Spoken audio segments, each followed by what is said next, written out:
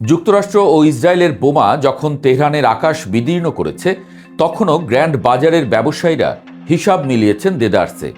নিষেধাজ্ঞার পর নিষেধাজ্ঞা, যুদ্ধের পর যুদ্ধ, 4 দশকেরও বেশি সময় ধরে পশ্চিম যা দিয়ে ইরানকে হাঁটু গেড়ে বসাতে চেয়েছে, তার কোনোটি কাজ করেনি। বরং উল্টোটা ঘটেছে।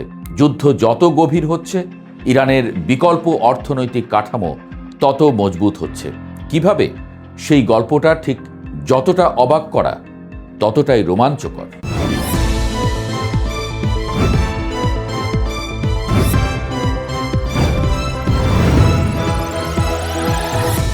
নিষেধাজ্ঞা আসলে কার বিরুদ্ধে কাজ করে? এই প্রশ্নটা সমাজ বিজ্ঞানীরা দশকের পর দশক ধরে করে আসছেন। উত্তরটা বরাবরই এক: সাধারণ মানুষের বিরুদ্ধে। যে সরকারকে লক্ষ্য করে নিষেধাজ্ঞা দেওয়া হয়, সেই সরকার ক্ষমতা ছাড়ে না।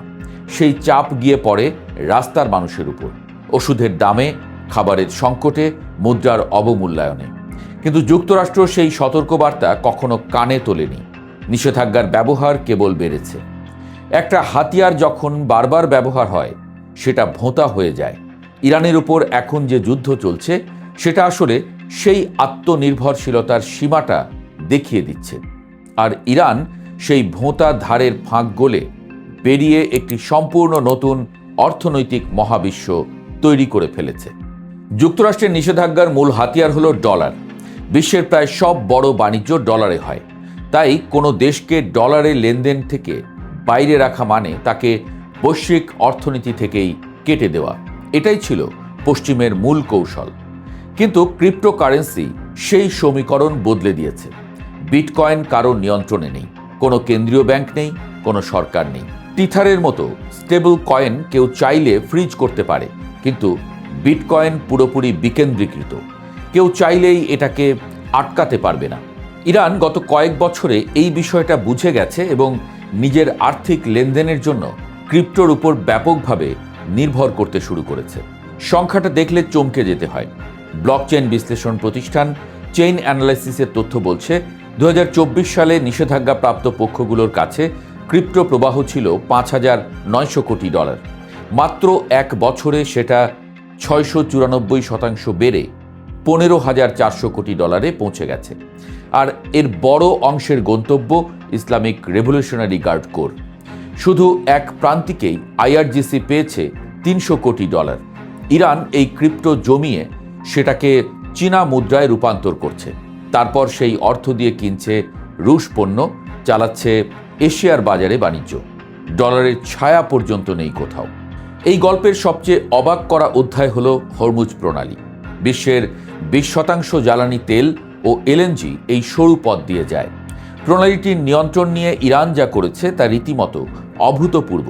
ট্রানজিট মাশুল চালু করেছে, প্রতি ব্যারেলে অন্তত $1। কিন্তু এই টাকা ডলারে নয়, দিতে হবে বিটকয়েন বা রেনমিনবিতে। চেইন অ্যানালিসিসের তথ্যে দেখা গেছে অনেক জাহাজ কোম্পানি সেই মাশুল দিয়েছে।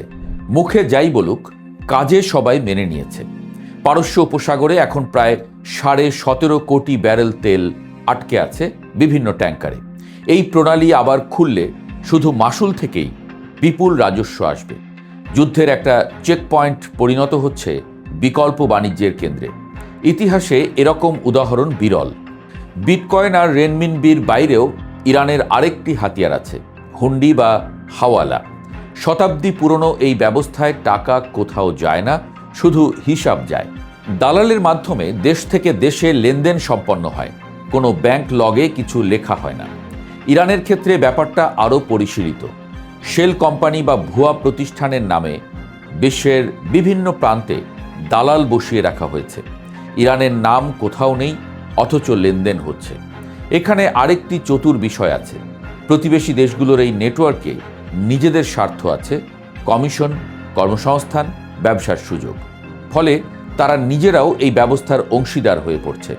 হুন্ডি কেবল ইরানকে নিষেধাজ্ঞা এড়াতে সাহায্য করছে না, এটা একটা আঞ্চলিক কাঠামো তৈরি করছে, যেখানে পশ্চিমের নজর পৌঁছানো ক্রমশ কঠিন হয়ে যাচ্ছে। ডলার ছাড়া কেনাবেচা মানেই কি হুন্ডি বা ক্রিপ্টো? না, আরও একটি পথ আছে, যেটা সনাতন শোনায় কিন্তু ভয়ঙ্কর কার্যকর: পণ্য বিনিময় বা বার্টার। 2021 সালে শ্রীলঙ্কা ইরানের কাছ থেকে তেল কিনেছিল। সেই ঋণ শোধ করছে 4 রপ্তানি করে। পাকিস্তান ও ইরানের মধ্যে আলাদা বার্টার চুক্তি আছে। ভারত ভাবছে চালের বিনিময়ে ইরানি তেল নেবে কিনা। রাশিয়ার সঙ্গে বিভিন্ন শিল্পপণ্যের বিনিময় বাড়ছে। এই প্রতিটি লেনদেনে ব্যাংকিং চ্যানেল নেই, ডলার নেই, আর মার্কিন নিষেধাজ্ঞার ভয়ও নেই। ইরান এখন হরমুজে যে টোল নিচ্ছে সেটাকেও পণ্যে রূপান্তর করে এশিয়া ও ইউরোপের বাজারে পৌঁছে দেওয়ার কথা ভাবছে। একটি সামরিক চেকপয়েন্ট হয়ে উঠছে বিকল্প বাণিজ্যের কেন্দ্র।